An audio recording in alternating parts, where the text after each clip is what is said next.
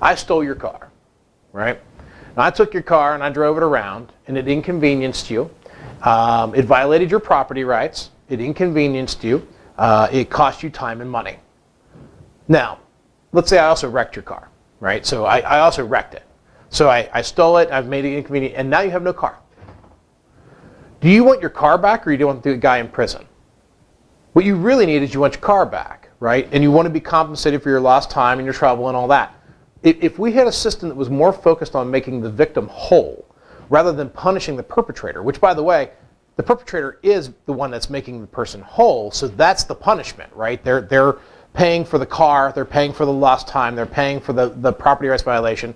You could even make them pay for the court costs, right? That's the penalty, is that, yeah, guess what? You got to pay for the judge's time and both attorneys' times and all this. You got to pay for all this time on top of this. I think that we'd end up with a system with much happier people. There are a lot of people that are very unhappy, that feel unfulfilled at the end of a criminal case. And that's because they haven't been made whole in any way, shape, or form. It's like, oh, good, well, that guy goes to jail. What about my car? And then some people say, well, that's what the insurance is for. Oh, good. So we put the burden on all of society through the insurance companies to rectify it, rather than the guy who wrecked the car.